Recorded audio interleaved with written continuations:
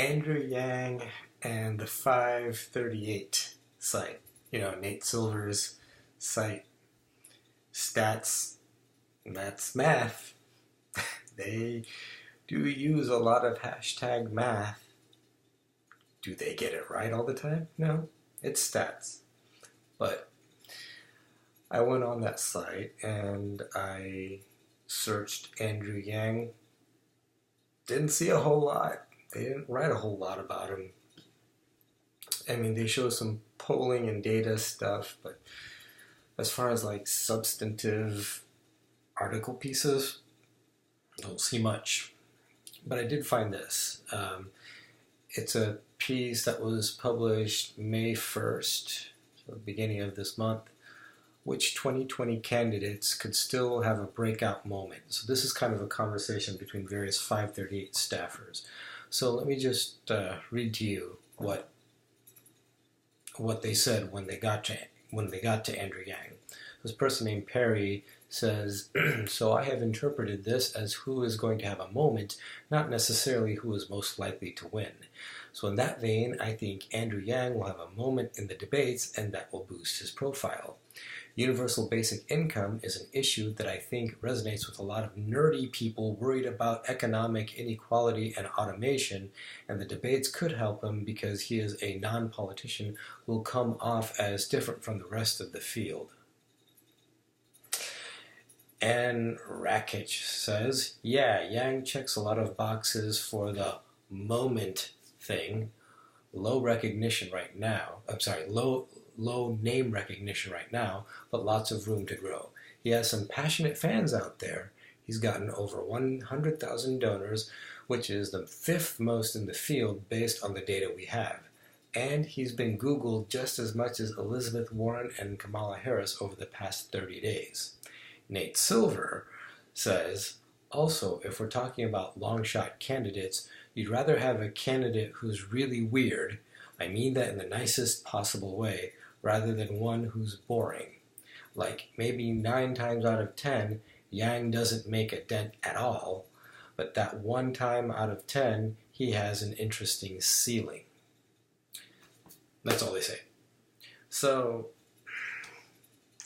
not a whole lot to go by. So it just makes me think, it's so easy to go down your internet rabbit holes, right? And it's so easy for that to become one's reality. Because I always go down these Andrew Yang rabbit holes, and and I just love reading about him, love seeing his interviews and people's videos that they make on him, covering him, so I can get very much in Yang zone.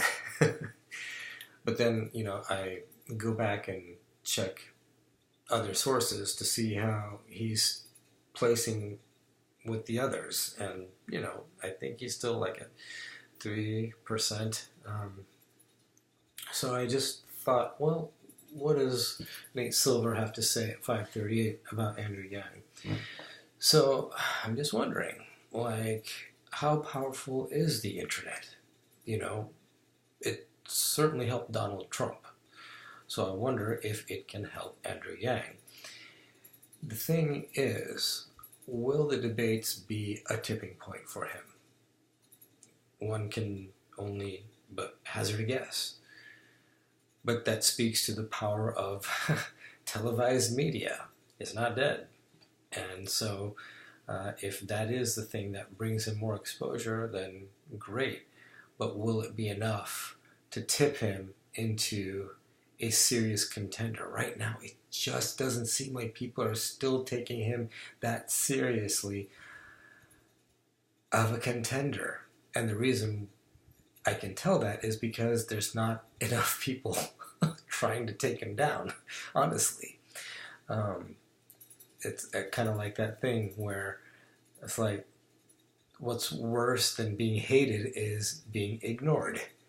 And so at some point, when Andrew Yang's popularity does have a swelling and he starts getting attacked more vehemently, that's when he's climbing up.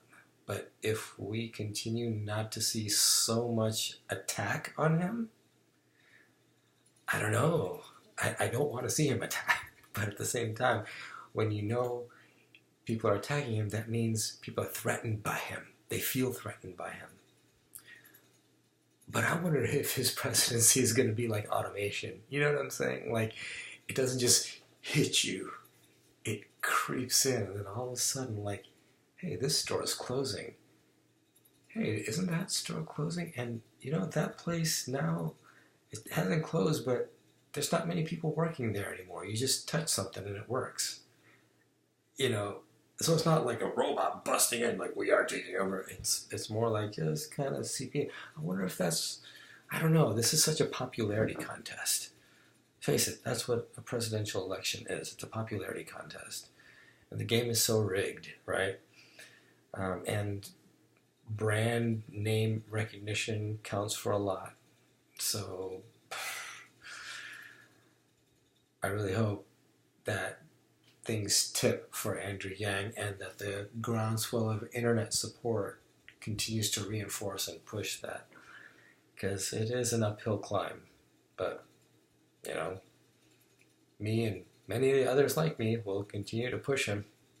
So let's do it.